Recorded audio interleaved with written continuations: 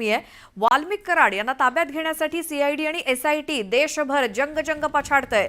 11 डिसेंबर रोजी वाल्मिक कराड याच्यावर खंडणीचा गुन्हा दाखल झाल्यानंतर ते सोशल मीडियावरती ऍक्टिव्ह होते आणि या काळामध्ये त्यांच्यापर्यंत यंत्रणा का पोहोचल्या नाहीत, त्यांचं लोकेशन माहीत असताना देखील त्यांना ताब्यात का घेण्यात आलं नाही, हा सवाल उपस्थित होतोय। नागपूरच्या हिवाळी अधिवेशनामध्ये नागपूरला ते गेले होते तरी देखील कुणालाही वाल्मिक कराड दिसले कसे नाहीत असा प्रश्न आता उपस्थित केला जातोय। वाल्मिक कराडचा शेवटचा ऍक्टिव्ह लोकेशन पुण्यामध्ये सापडलंय, मात्र आता कराडला ताब्यात घेण्यासाठी सीआयडी आणि एसआयटी देशभर जंग पछाडतायत। 11 डिसेंबरला वाल्मिक कराड याच्यावर खंडणीचा गुन्हा दाखल झाल्यानंतर सोशल मीडियावरती सुद्धा तो ऍक्टिव्ह होते आणि या काळामध्ये त्यांच्यापर्यंत यंत्रणा का पोहोचल्या नाहीत, त्यांचं लोकेशन माहीत असताना देखील त्यांना ताब्यात का घेण्यात आलं नाही असा सवाल उपस्थित होतोय। नागपूरच्या हिवाळी अधिवेशनामध्ये नागपुरात ते होते तरी देखील कुणालाही वाल्मिक कराड का दिसले नाहीत, कसे दिसले नाहीत असा प्रश्न उपस्थित होतोय आणि आता वाल्मिक कराडला शोधण्यासाठी प्रयत्न करावे लागतायत। अधिक माहिती आपण घेऊयात, आमचे प्रतिनिधी सिद्धार्थ गोदाम आपल्या सोबत आहेत। सिद्धार्थ, इतक्या सगळ्या गोष्टी होत्या, मग त्यावेळेला का नाही ऍक्शन घेतली असे प्रश्न साहजिकच उपस्थित होत आहेत, काय सांगाल त्याबद्दल? निश्चितपणे वाल्मिक कराड हे गुन्हा दाखल झाल्यानंतर 11 तारखेच्या नंतर 16 तारखेपर्यंत खुलेआम फिरत होते। त्यांच्या सोशल मीडियावर ॲक्टिव्हिटी होत्या, त्यांनी अनेक पोस्ट केलेले, तरी 11च्या नंतर एसआयटी किंवा पोलीस सीआयडी नंतर आली त्या तपासामध्ये, मात्र एसआयटी आणि पोलिसांच्या पथकांना ते का नाही भेटले हा मोठा प्रश्न आहे। आणि आता जवळपास 9 पथकं अख्ख्या देशामध्ये जंग पछाडतायत त्यांना पकडण्यासाठी। आणि शेवटी आपल्याकडे जी माहिती आलेली ते पुण्यामध्ये 16 तारखेला मोबाईल बंद करून पसार झालेले आहेत। निश्चितपणे कुठंतरी निष्काळजीपणा या ठिकाणी दिसतो आहे, कारण 11 तारखेच्या त्यांच्यावर खंडणीचा गुन्हा दाखल झाला, त्यानंतर ते 11 तारखेला उज्जैनच्या मंदिरात होते, 12 तारखेला ते ॲक्टिव्ह होते। 12 तारखेला त्यांनी उज्जैनच्या मंदिरातले फोटो आपल्या मित्रासोबत खाजगी अंगरक्षकासोबत टाकले। त्यानंतर त्यांनी गोपीनाथ मुंडे जयंतीनिमित्त गोपीनाथ मुंडे साहेबांचा त्यांनी फोटो सोशल मीडियावर टाकला।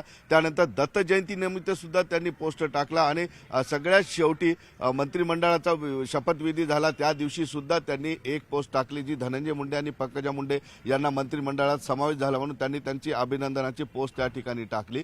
त्यानंतर ते 15 तारखेला मध्य प्रदेशातील पेंच अभयारण्यामध्ये सुद्धा होते आणि तिथून त्यांनी बऱ्याच लोकांना संपर्क केलेला आहे। त्यानंतर जशी पुण्याहून बातमी आली की 16 तारखेला त्या पुण्यात होते आणि पुण्याहून ते गायब झालेले।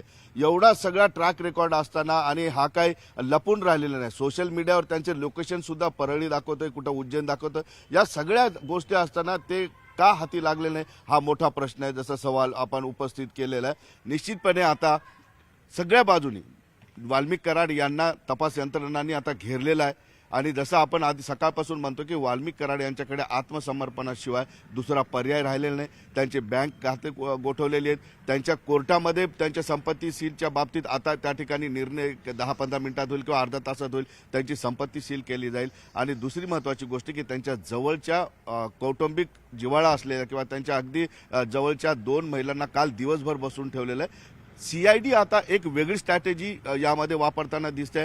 आर्थिक नाडी त्यांची आवळलेली आहे, सामाजिक नाड्या सुद्धा त्यांच्या गेल्या संपत्ती त्यांची सील केलेली आहे। आता जे काही जवळच्या 2 महिला ज्या कालपासून चर्चेमध्ये आहेत, नेमकी बीड शहर पोलिसांमध्ये आलेली संध्या असेल किंवा केस पोलीस स्टेशनमध्ये ती महिला, आपल्याला तिचं नाव सुद्धा माहीत आहे, मात्र त्यांचं नातं काय आपल्याला माहीत नाही, त्यामुळे आपण तिचं नाव नाही घेणार। या 2 महिलांना सीआयडी गेल्या 24 तासापासून अत्यंत बारीक नजर ठेवून आहेत। कदाचित या 2 महिलांचा वाल्मिक कराड फरार झाल्यानंतर त्यांच्याशी संपर्क असावा, त्यांना कसल्या पद्धतीने मदत केली असावी किंवा त्यांच्या संपर्कात असावेत, म्हणून या पद्धतीच्या या ठिकाणी जे आहेत त्यांना तपासासाठी बोलवलेलं आहे। आता थोड्या वेळानंतर सुरेश धस जे आहेत एक पत्रकार परिषद घेणार आहेत, त्यामध्ये ते अत्यंत मोठा खुलासा करतील असं त्यांच्या वतीनं सांगण्यात आलेलं आहे। एकंदरीतच अनेक प्रश्न, अनेक गोंधळ, अनेक संभ्रम या तपासामध्ये दिसत आहेत, मात्र समाधानाची बाब ही आहे की सीआयडी आणि एसआयटी खूप मोठ्या प्रमाणात ताकदीने यामध्ये तपास करते। बरोबर आहे, धन्यवाद सिद्धार्थ या सगळ्या माहितीसाठी। आणि जसजसा हा तपास पुढे जाईल काही बऱ्यापैकी गोष्टी आपल्या समोर येतील। तर वाल्मिक कराडच्या शोधामध्ये सीआयडीकडे महत्त्वाचे धागेदोरे हाती लागलेले आहेत. तांत्रिक विश्लेषणामध्ये वाल्मिक कराडचा शेवटचा ठाव ठिकाणा सीआयडीच्या हाती लागलाय. तो म्हणजे 17 डिसेंबरला वाल्मिक कराडचं शेवटचा ऍक्टिव्ह मोबाईल लोकेशन पुण्यामध्ये असल्याची माहिती मिळाली आणि पुण्यातून फोन बंद करून वाल्मिक कराड फरार झाल्याची माहिती मिळाली आहे. तर आता सीआयडी आणि एसआयटीकडनं जोरदार तपास सुरू आहे. वाल्मिक कराड कुठे आणि त्याचा शोध घेण्यासाठी देशभर जंगजंग पछाडलं जात आहे आणि यातच आता काही महत्त्वाचे धागेदोरे सीआयडीच्या हाती लागलेत. ते म्हणजे वाल्मिक कराडचं शेवटचं ऍक्टिव्ह लोकेशन सापडलेलं आहे आणि ते पुण्यातलं दाखवलं जात आहे. तांत्रिक विश्लेषणातनं या काही गोष्टी समोर येत आहेत. 100हून अधिक सीआयडीचे अधिकारी हा तपास सध्या करतायत. 17 डिसेंबरला वाल्मिक कराडचं शेवटचं ऍक्टिव्ह मोबाईल लोकेशन पुण्याचं असल्याची माहिती मिळाली आहे आणि पुण्यातनं फोन बंद करून मग वाल्मिक कराड फरार झाल्याची माहिती मिळाली आहे. आज संपूर्ण दिवसभरात तपासाची चक्र अशीच फिरत राहणार आहे. त्यामुळे आणखी नवनव्या गोष्टी आपल्या समोर येण्याची शक्यता आहे. सुरेश धस हे देखील थोड्या वेळात पत्रकार परिषद घेणार आहेत, सिद्धार्थने सांगितल्याप्रमाणे. त्यामुळे ते देखील काही गोष्टींचा खुलासा करू शकतात आणि वाल्मिक कराडबाबत सीआयडीकडे आता महत्त्वाचे काही धागेदोरे लागत आहेत.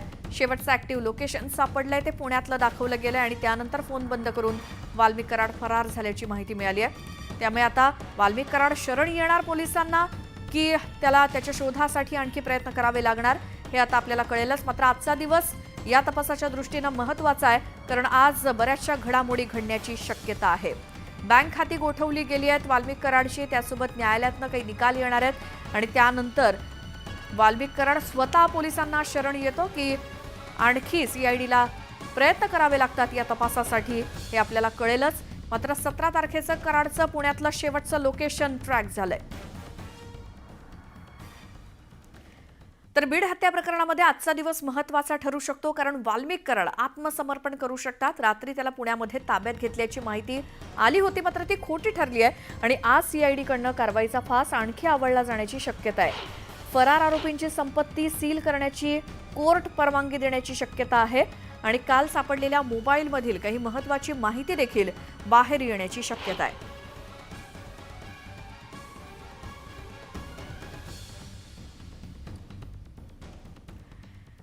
तर वाल्मिक कराड यांच्याबाबत माहिती मिळवण्यासाठी सीआयडीनं फास आवळायला सुरुवात केलेलीच आहे. काल दिवसभर 2 महिलांना सीआयडीनं चौकशीसाठी बोलावलं होतं. काल दिवसभर त्यांना बसवून ठेवण्यात आलं होतं आणि या दोन्ही महिला वाल्मिक कराडांच्या निकटवर्ती असल्याची माहिती मिळाली आहे. या दोघींची काल रचून चौकशी झाली. 8 तास चौकशी झाली आहे.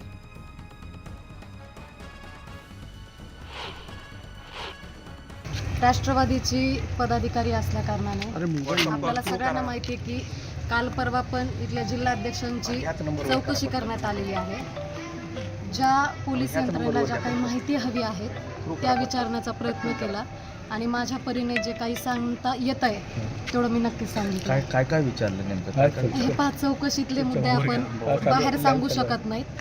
ह्या सगळ्या काय म्हणू शकतो आपण, ह्या सगळ्या कॉन्फिडेन्शियल गोष्टी आहेत.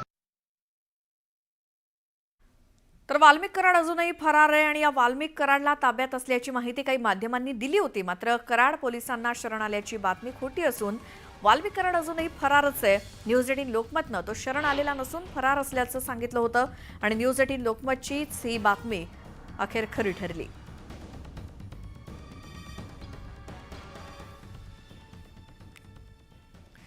तर बीडमध्ये